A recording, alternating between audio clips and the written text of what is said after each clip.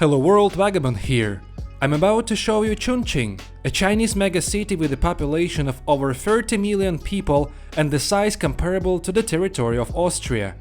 In terms of area, Chongqing is regarded as the largest city in the world and ranks among the most populous. I'm going to explore the city starting from its iconic landmarks and then head into some of its lesser known and more remote areas, looking at Chongqing's industrial and military heritage and then talking to locals to get a better sense of what everyday life is like in a place this big. The largest city in the world by square. Well, the thing is that in China they count the square of the city, which also includes rural area which is administered by the city's government. Chongqing is like a separate administrative unit. It doesn't have any province. This is just the city of Chongqing everywhere, which borders other provinces. Currently the time is 2 p.m. on Saturday. And there is quite a lot of people, admittedly. Well, we have to see some people out of that 32 million, and apparently here they are. You know, sometimes you're hanging out in these big Chinese cities like Beijing and Shanghai, and you ask yourself, where are people? Like, you know that they are inhabited by 10 or 20 million people, and you may see no one on some streets. Now it feels like everyone is in Chongqing. Or maybe just because it's weekend, Saturday, middle of the day. What's this, sir? Shopping. Shopping. You are selling watches, bags, clothing. Look. So sorry. Gucci or Gucci? Gucci. Gucci. No Gucci. No. No Gucci. Only Gucci. Here they have a brand new Christmas tree, obviously artificial one, because in just 2 weeks from today, the whole world is going to celebrate Christmas. Well, there are not so many Catholics in China, but I guess if you speak about absolute figures, like overall amount of people, then perhaps this amount might be significant. Wow, some parts of the city center look pretty damn nice. They even have some old-looking architecture like this one. But it's mixed everywhere, and this is the beauty of China, because here you can find all kinds of architecture, all kinds of buildings. Hello. Where are you from? From Russia. Russia? Yeah. Oh. You speak English, right? Yes. Oh, so I can ask you a question. Do people in China generally celebrate Christmas or not? What would you say? Maybe 10 years ago, 10 or 20 years ago, Christmas was very popular. Every store, every department store, every young man, very happy days. Okay. You know, but in recent years, maybe recent 10 years, it's not a very popular. Christmas became less popular. I mean, celebration of Christmas. Yes. Oh, that's interesting. Yes. Okay. Are you local by any chance? Yes. So yes. you're from Chongqing? Yes. Born and raised here? Yes. Oh, I'm retired. Oh, fantastic. Yes. I had been in Russia. Oh. I had been in Russia and Latvia, Estonia, and 2 months ago I to Georgia and Armenia. Oh, fantastic. And Azerbaijan. You are very well traveled, actually. Yes. We continue exploring Chongqing. I'm going to be accompanied by a local who decided to join me on this walk, and just now we found a very interesting spot. So it's a part of the street which is completely flat over there, so you see buildings, the temple over there, and here is this bridge, and if you look down you can see that there are other streets downstairs. That's the feature of Chongqing, because the city is situated on mountains, and it's basically a multi-level city because of that. It's actually very deep gorge, like, I don't know, 20 floors maybe on the bottom. But life goes on here, on this level, on the level of us, and there as well. Actually, we are on the 22nd floor of this building, and see, we can basically access it from the street which is situated on the level of this floor. So you can pass through this 22nd floor of the building, but you can also get down, take an elevator, the elevator of this particular building. So we just took an elevator 22 floors down and ended up on another street which is on the side of the river, so it's kind of the river bank. Top of the roof is a square Yeah, yeah, That's top. exactly. So the square where we came from just now is almost on the level of the roof of this building. So the city is still actively growing, right? It's getting bigger and bigger. Yes. But is it mainly because of the industries here, or is it because of the trade? So what's the economics of Chongqing? Automobile production. Okay. Automobile industry Yes. and electronic is no computer. No computer. You mean, 1/3. you mean laptops? Yeah, laptops. Okay. Yes. Wow. Chongqing is most big electric car production city. So it's quite technologically advanced because you say like electronics, chemical industry or something. Yes. Yeah, very interesting. Well, that explains the active growth of local economy. These are some exotic fruits, I've never seen them. Yes. Are they sweet? Sanju. It's a sanju. Tropical. Tropical fruit. I never tried it. Almost like apple mixed with some other fruits, basically. It's nice. I like it. Good. Good. So 20 or 30 years ago, basically this entire area looked like a rundown village. And nowadays what we can see is entirely new neighborhood, which is full of these new skyscrapers, high rises. It's a financial center of city. Our building is set up in the war times, the Second World War. So it's like a very old. Maybe in the recent maybe 30 years, China have a construction revolution. So set up Many new projects here. We made it to one of the bridges in Chongqing from where we can see the entire panorama of the city. There is one of the bridges, and behind that bridge is basically, yeah, just like infinite neighborhood full of new high rises. So as we have just discovered, in front of us now is like a new financial center city and one of the famous red bridges of Chongqing. From this bridge we can also see a portion of the Chongqing old town, which is especially stunning at night time. During daytime, well, yeah, it still looks beautiful, but you can see the completely different scenery at night time too. Yeah, that's a hot pot monument, basically. The common Chinese food, Chinese dish, where they have this metal bowl in the middle of the table, which is heated. They have two different kinds of soup, and they can basically put ingredients inside to boil them. Sounds like we are approaching the new old town. I'm saying new old town because actually all of these buildings, they are brand new. So they just look old, but in fact they are not old. What are these things? This is like for laugh? Yes. I pray. I'm pray for future, for if you want to reach, if you want to marriage, Yeah. so to free.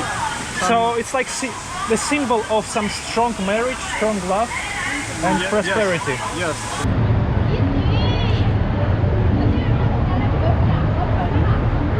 Well, sounds like the main attraction of this new old town is basically the food market, which is situated on this main street.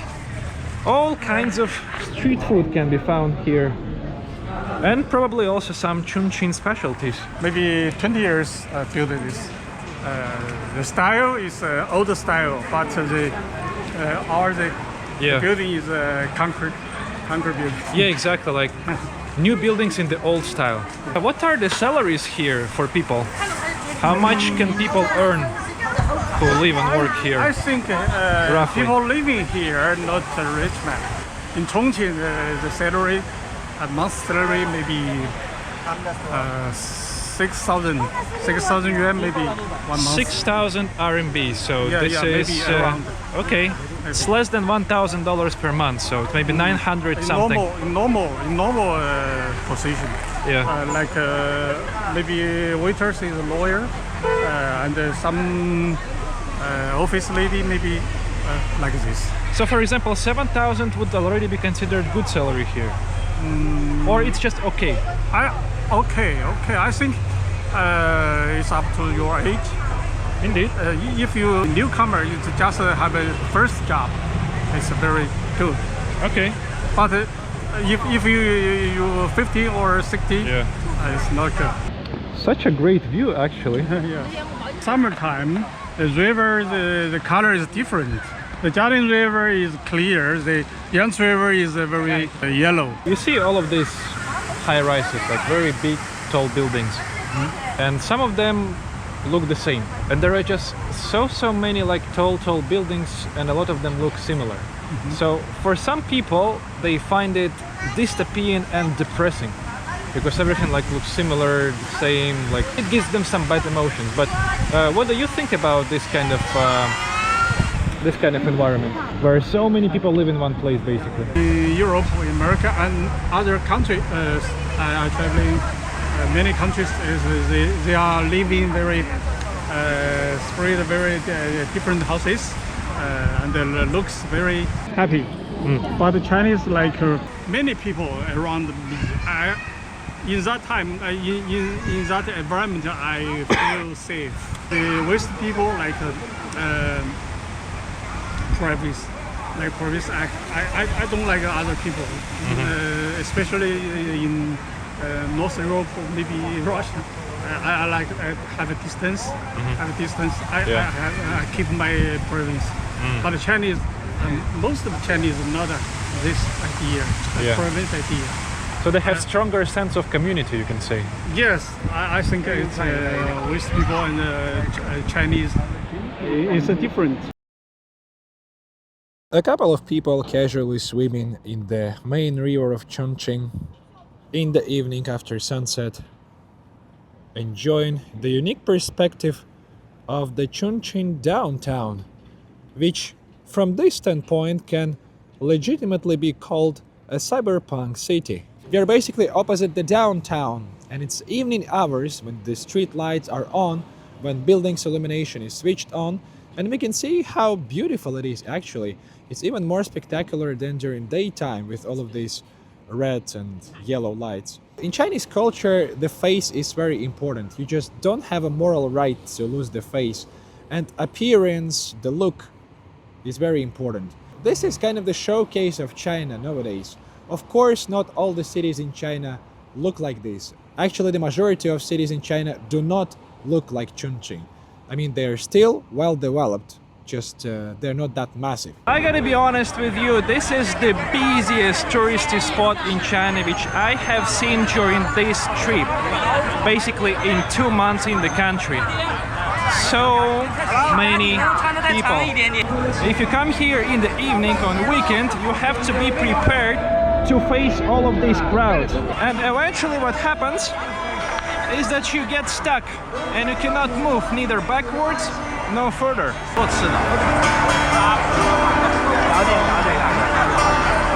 I have no doubt anymore that Chongqing is one of the largest cities in the world. Well, here they are, 32 million people. It seems that they all gathered at one exact point in this old town.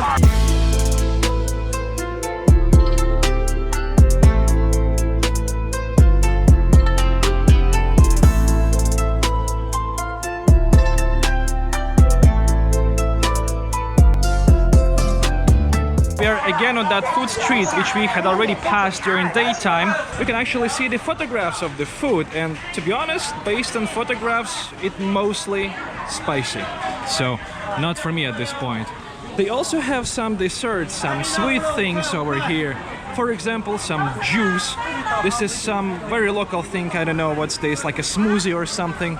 This is very classic Chinese caramelized fruits and berries, basically. Some fried things, some very tiny little baozi or something, like dumplings. Looks like tofu actually, some spicy tofu. Sausages, this is classics, and also some other spicy kind of meat. Admittedly, these food streets are almost similar everywhere in China. The difference is in the food which is offered on that food street. The vibe is literally identical everywhere, so tons of vendors, some of them are screaming trying to attract more customers. Tons of people during rush hours. I apologize. Sorry, not sorry. Well, I don't know guys if you're able to see it or not, but there is just incredible amount of people downstairs who are currently observing this entire old town area, which is illuminated with this beautiful street light. I think I've never seen such amount of people in China, which is very strange considering its population. Well, I guess first of all, we are in the basically largest city in the country. Secondly, this is Saturday evening. And the third reason, well, apparently there is not so much around this place, so this is the main point of interest in the vicinity, in the surrounded area, so all the people basically come here specifically to see this thing.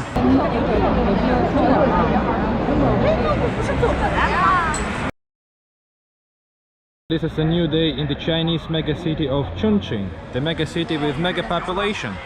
Like, I was about to start filming this video in the park, and I'm currently going to the park, but see what happens. There are so many other people who would also like to go to that park that they had to designate certain path for people to create the line, organized line.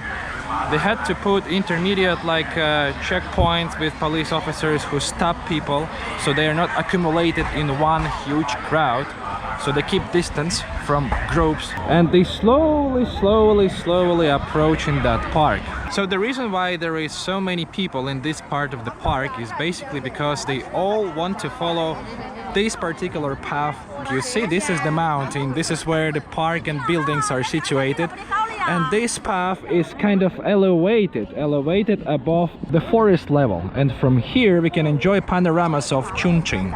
This is the line of the monorail, actually famous monorail line, which is basically like a subway line in Chongqing, which is remarkable by the fact that the trains which follow this monorail line, like this one, they basically enter buildings at some point. There is one monorail station which is built inside the residential building. I'll show it to you later. And in addition to that, there is basically a scenic view of this part of Chongqing. Similar kinds of blocks of flats, like 20, 25, 30 stories. And look, even the roofs of some multi-story blocks of flats are pretty much inhabited. I mean, they're not inhabited physically, so people don't live there, but they do agriculture, funnily enough. So they have a bunch of plants on one of the roofs, so apparently they grow vegetables straight there. And right now we are seeing the monorail train, which is literally entering the residential building. This is the most famous monorail station in Chongqing. So it disappeared inside because, well, the subway station is situated inside that building.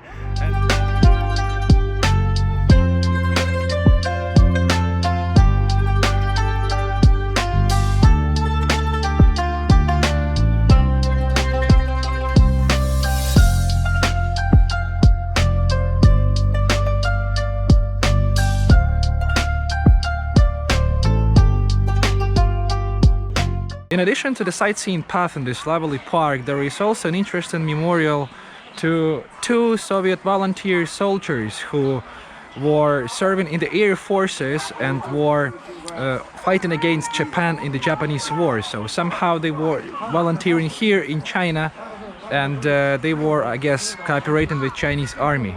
So two Soviet colonels had died here in the 1940s, and their memory was eventually honored with this pretty big and solid monument. So it literally says that here was buried the ash of Soviet volunteer colonels. Here are their names, Storff and Katnov, who died in times of the anti-Japanese war, as it mentioned here.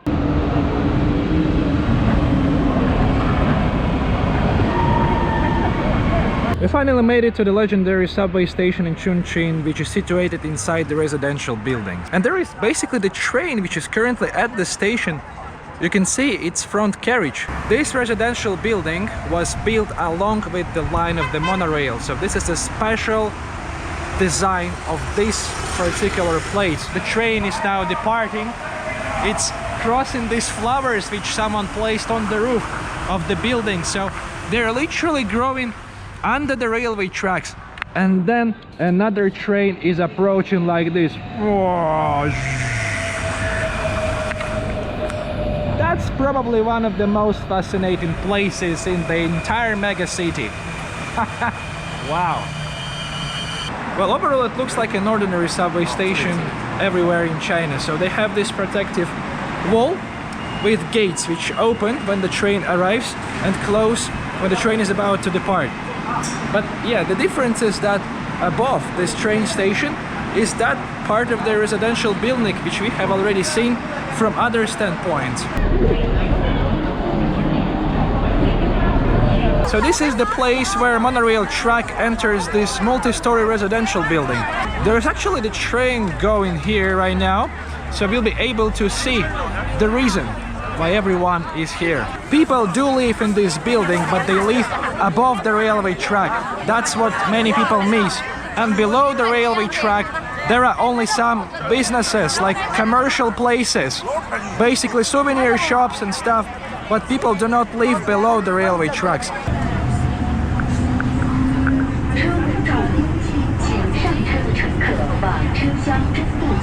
We are currently on the territory of one of the former Chongqing power plants. It does not function anymore. This territory is basically abandoned, and apparently what's going on here is that this territory is gradually being converted into the something what happened to the steelworks in Hangzhou. So they basically created a park, publicly accessible area on the site of this thermal power plant. So today we have a unique opportunity to have a look into the industrial heritage of China, because this used to be a regular power plant which was supplying the city with energy, but not anymore. It's not functioning completely. So all of these buildings and compartments, they are not in use anymore. And I think we can start exploring this plant territory from one of the apparently administrative buildings or something.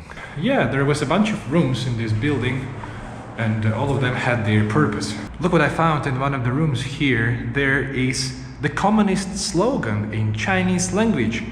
It says unity, mutual assistance and hard work. Very common to see this kind of motivational phrases, motivational slogans and some industrial objects of communist countries.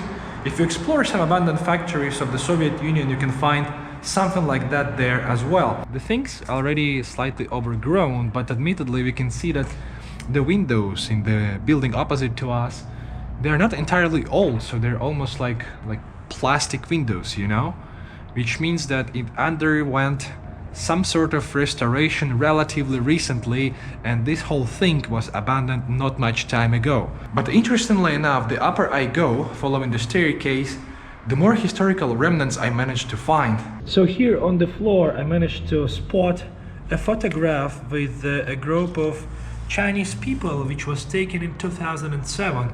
I don't know who they were. They could technically be workers of this factory, just gathered together. And I think that these are indeed people who were working for this power plant. Found the certificate issued in apparently 2012 or something.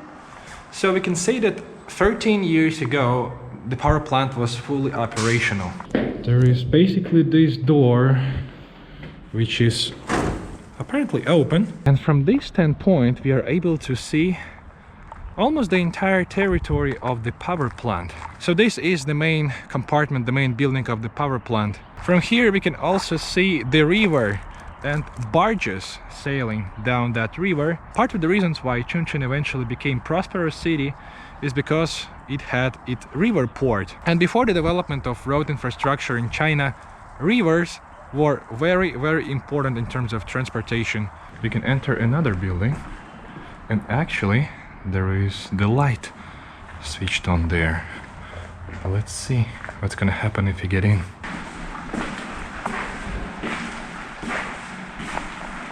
So this used to be the dormitory of workers, probably. We can clearly see these bunk beds over here. So in one room, apparently there was 1, 2, 3, 4, 5, 6 people. In the opposite room they had 4 double beds. So this room was for 8 people in total. That's how the bathroom in this dormitory looked. It basically had no privacy at all. So what separated you taking a dump from another person taking a dump was basically this little wall. This used to be the sink, the common sink where they potentially took shower as well. See these hoses, I can totally imagine they used them for taking a shower. Quite rough working conditions. So this is what basically stays behind Chinese technological advance. So just now we made it to the heart of this power plant. Also we can see that its structure is actually quite ruined and dilapidated from the inside. Some parts of it have already collapsed. Where we are right now, this is basically a ruined part of the factory. Well, we can clearly see why it is unsafe to walk here. It seems to me that they cut out all the metal constructions, anything which contained some kind of metal, to basically recycle it. And because of that, these are just bare concrete walls and floors with a lot of holes. So while walking here, you have to be extremely cautious. And just now, it looks like we entered some kind of the engine room of the power plant. So nowadays, this is just bare walls, mainly, with actually a little bit of things left. So apparently they have not taken everything out yet. Well, perhaps they struggled with taking out such a heavy mechanism, and that's why they left it here for a while. Opposite to the ruined part of the factory, we can see the restored one, basically, which is apparently going to become a museum. I doubt that it's going to be restarted or something. They're creating the art area all around the factory. So there is a lovely picture illustrating a cat. And like kitty and a factory, this is something which doesn't go along with each other. What will inevitably happen when they finish restoration of this factory and eventually open it for visitors is that thousands of people will come here every day. I don't know, hundreds of food stalls will appear here because food is number one. Yeah, I mean, I'm sure this place is going to be very popular among tourists. It's actually a cool trend to preserve these industrial objects. I mean, this is like an actual history, right? The history of your country's economy, of your country's development. It's quite interesting in my opinion, especially all of these like old machineries, old equipment. But it's definitely not for everyone. The thing which you rarely see in China is graffiti, but this district is full of graffitis, and only now I realized why. Somewhere around must be one of the art universities of Chongqing, and apparently students who had enough inspiration to do art, they just decided to do it around their alma mater. And the city's government basically allowed them to do so. So apparently we made it to an art street, the place in Chongqing which is basically known for its street art. So the street is actually built up with some standard Chinese blocks of flats. And apparently they looked too gloomy, or it was some state-funded project to eventually convert this area into art district. And what they did, they basically painted all these buildings around the university in some like contemporary art way. Some works are actually fantastic. Look at this building. I didn't notice initially that it was the entire family depicted here. I only saw a child on the wall, but there are actually his parents too, a mother and father apparently. One child policy, apparently, because only one child. So Chongqing is the largest city in China by square, and the thing is that the square of the city includes both urban and rural area. So we are going to take the subway, an interesting subway line which is going to cross villages, basically. I found out that there is one subway line which has a few stops in seemingly just like ordinary villages of Chongqing, and I think that's going to be interesting for us to see and explore what's going on there. So during the first stage of our travel today, we are going to cross the entire red subway line almost from the very beginning. So in total it's going to be 24 subway stations to the terminus of the red line somewhere on the outskirts of Chongqing. So this is the starting station. It's one of the junction stations in the city center. It's almost every time it's full of people because it's a central area, it's like downtown, so a lot of people work here basically, so they come here in the morning, get out of here in the evening, but it's also a heavily populated area anyway, so it's busy throughout the whole day.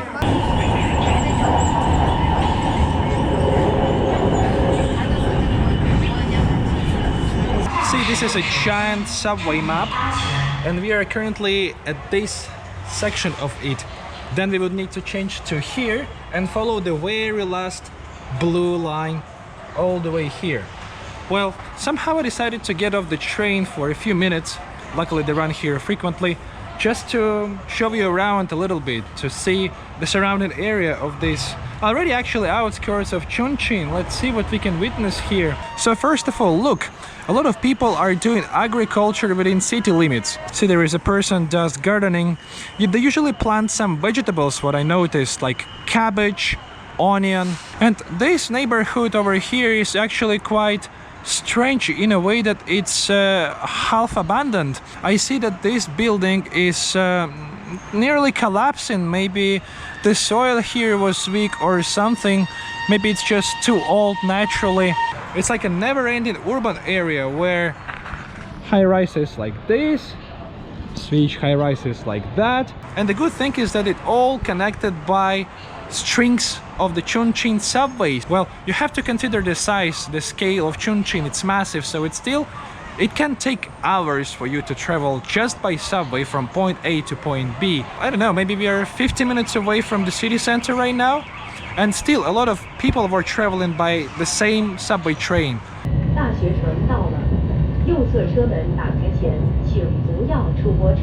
See, even though we are on the outskirts of Chongqing, still this is the same subway system, so they have English-speaking signs everywhere, so it's easy to navigate. We need to transfer to Bitong line. So we changed to an even more local subway line. It consists of 9 stations, and the next few stations are situated in entirely rural area, basically in villages. And the interval, so the time between trains here is larger. So there is approximately 17 to 19 minutes between trains. That's quite a lot, so we shouldn't miss them at this point.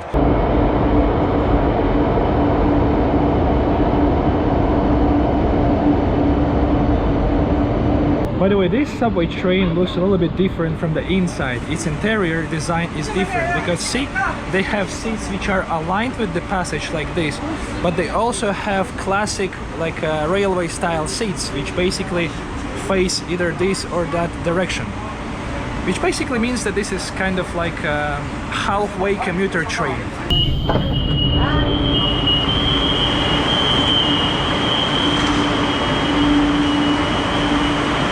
We made it to one of the first rural subway stations on our way today. It looks totally similar to other subway stations in Chongqing, no difference. It's clear that not so many passengers use these subway stations, and therefore they even don't operate escalators to save the energy.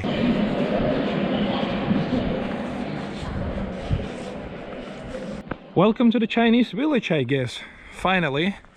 Well, the village which is administered by the city's government, but still it totally looks like a rural area. Just look at that. Well, the subway station looks quite surreal in this whole scenery. Like see, classic rural area of China with tons of gardens where people plant vegetables mainly. They have their greenhouses there, private houses actually where they live. And this is like an island of civilization, this subway station. It looks very odd in this rural scenery, but good thing that it exists. I guess this is the most empty subway station in China which I have ever visited. There are no people around me at all. It's quite quiet here. And see that in addition to the subway station itself, they also built a little rest area here. It's like a little park with some benches where you can take a seat and apparently observe subway trains which run every 20 minutes. Look at that, what's this? This is the knife store or something. They're selling different kinds of... No, it's not just knives, these are actual swords or something. What they're selling here? Well, I guess it's all for cooking. So all of these knives, are they for cooking? 这里的菜刀很多啊，菜刀很多。 Ah, okay, so these are all kitchen knives. Okay, I see, for vegetables, for meat, for all kinds of food, basically. See, they even have big ones like this, yeah. Yeah, it's very sharp, admittedly, and, well, apparently sold openly just on the side of the road. Yeah, very sharp, I see. Yeah, fantastic. Good quality. Okay, must be good one. Thank you, Sisi. Bye-bye. Bye-bye. You can find everything in China. Doesn't matter if this is a city or rural area. If you want a sharp-ass knife, this is the place to go. And by the way, now I'm entering the neighborhood of this Chinese village, and everyone already is staring at me. Ni hao. Ni hao. They're probably thinking like, oh, Western spy or something, which is understandable because probably foreigners do not come here. Actually, it looks quite interesting because at this street, literally the entire houses are caged. So it feels like we are passing by some prison. Ni hao. Hello.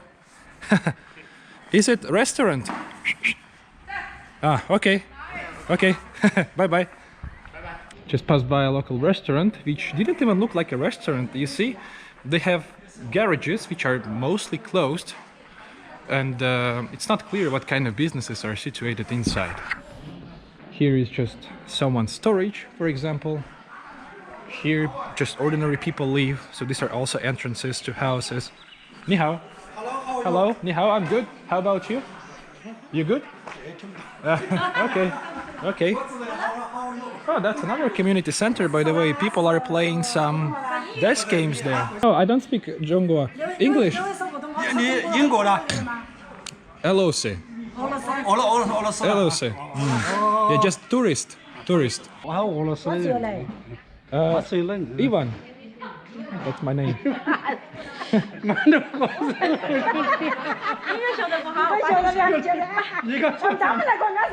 I'm just exploring rural parts of Chongqing and want to see how ordinary people live. 我只是在重庆的农村地区也好想看看普通的生活。Okay. Yeah. Yeah. Can I see? Yeah. Yeah, it's very interesting. Yeah. So this is like it looks like a barber shop or something where currently there are no clients, but people are just basically playing some desk game. Is it mahjong? Mahjong. Okay. 重庆麻将。 Chongqing mahjong. Okay, cool. Interesting. I don't know how to play mahjong. 不会打麻将的。 Mahjong? I don't know. Okay. Anyway, thank you. See. Bye. See, Chinese people are actually very, very nice and friendly. Just don't be creepy to them. And at least say hello. How about checking out a local grocery store? Ni hao. So we just need some water. Just purified drinking water. See, they have a lot of drinks in their fridge. These are basically some snacks which are available pretty much everywhere. Some sweet and salty snacks.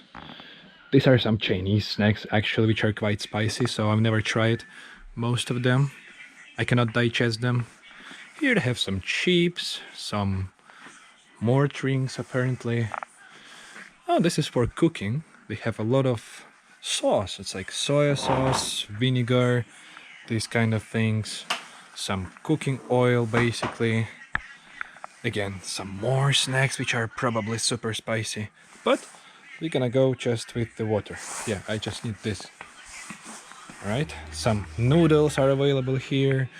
A little bit of bakery, some cakes. It's such a peaceful approach to the subway station, I must admit. Here is just another garden where they plant vegetables. But what's going on here? I think they're building the drainage canal or something. Ni hao. Yeah, but everyone is doing something and that's good. Gardens, houses, just entirely rural scenery. And here is already the entrance. So, time to take another train and eventually get out of here.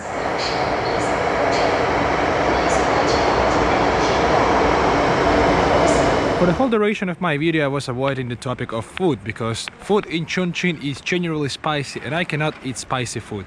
However, I still decided to devote a few minutes of this episode for food consumption, and currently we are in a very special place actually. There is the dining hall, like the restaurant, situated inside the air raid bunker. This is the wartime bunker which was built here to protect civilians in case of the airstrike in Chongqing. This is an actual bunker with a bunch of tables basically, so that's how they converted the military object into the civilian one. So it turned out that I have to order different food in different parts of the bunker, so this section, this dining hall only serves some kind of desserts or tea or whatever. I ordered something which was advertised at the entrance to this place. I have no idea what's this. To me it looks like a soup, like a fruit soup basically, because it's hot. It's made of some fruits. Let's try. What's this? It's actually quite interesting. It has some light fruit flavor, specifically the flavor of a date.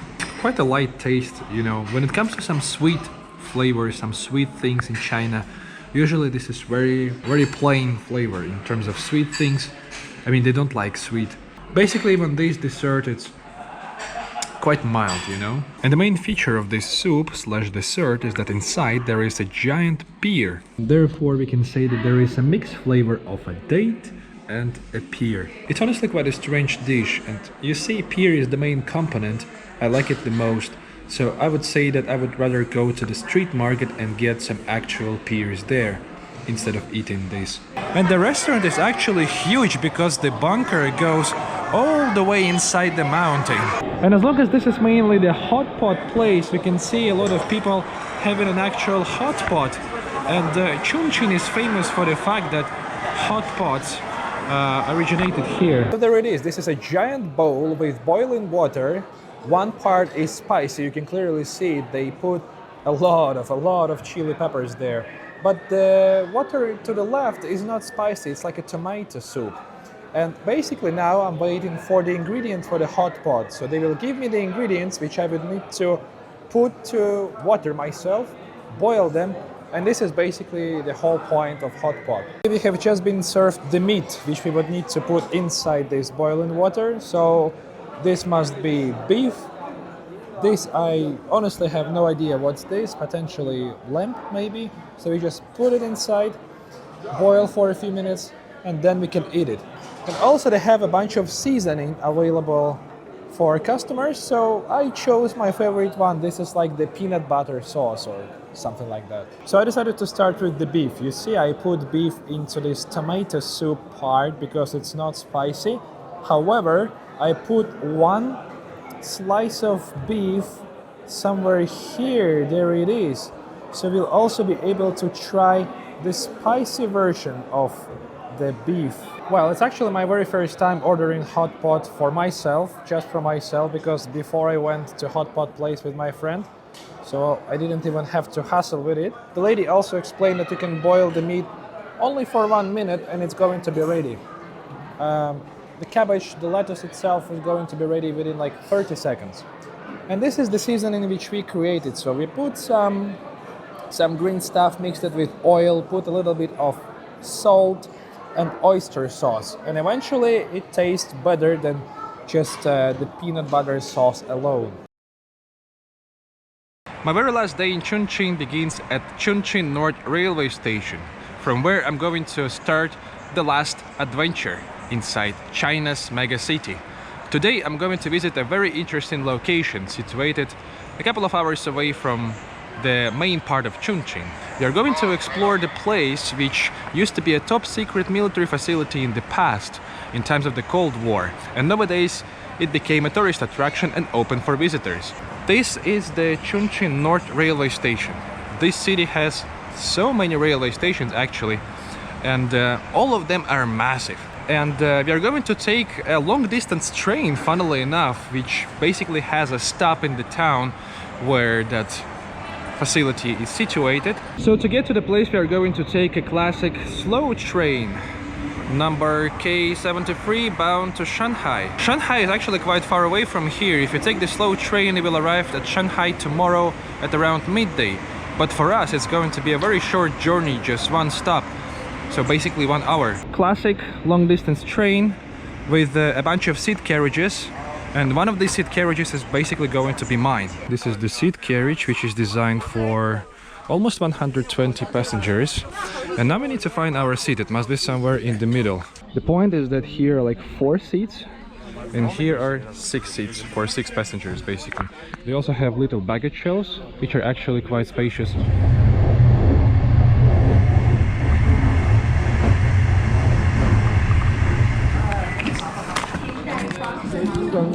Okay, we made it to the town of Fulin. This is the place where I'm going to change from a actually long distance train to local buses, because it's a very long way from the central area of Chongqing to the place where I'm going.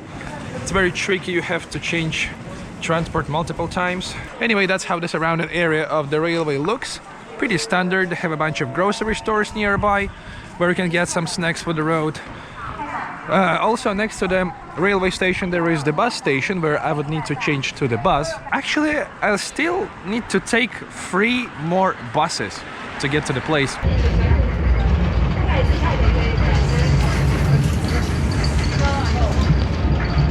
Having taken 1 long distance train and 3 local buses, we eventually made it to the place known as Project 816. This was supposed to be an underground military facility for the production of plutonium-239. In times of the Cold War, when tensions between all that countries, Soviet Union, China and the United States were high, China decided to catch up with the Soviet Union and the United States and start producing their own nuclear weapon and plutonium. So they started to build a giant factory inside the mountain. The location was heavily secured that they even erased this place from maps. Top secret military facility in the past, which apparently has never actually produced any nuclear stuff, so it was supposed to do so, but it has never happened. As long as by the end of the 20th century China decided to focus on its economic growth instead of spending incredible amount of money on defense and nuclear weapon, they gradually ceased this project and it was abandoned. And at some point it became a publicly accessible museum, which I'm going to visit. This is how the entrance to the Project 816 was marked. It totally looks like a standard bunker situated inside the mountain. And here at the entrance they also created the parking lot for shuttle buses, which basically cruise around this facility for the convenience of tourists.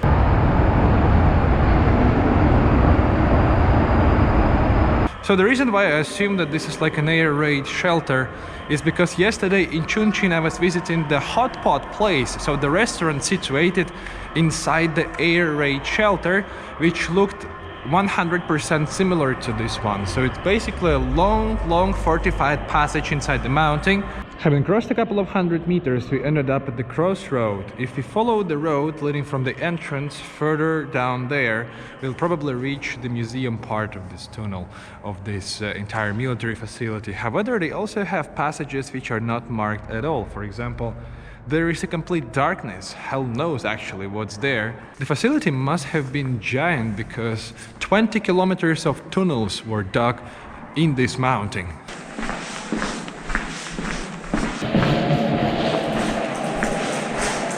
We are currently following the water diversion tunnel, which was 3 kilometers long.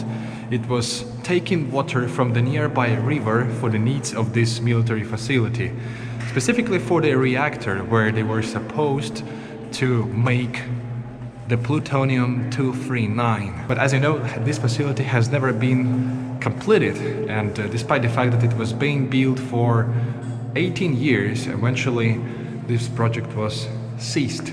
And not so far from the water supply pipeline, there is basically the actual reactor, the nuclear reactor, inside of which the plutonium-239 was supposed to be created.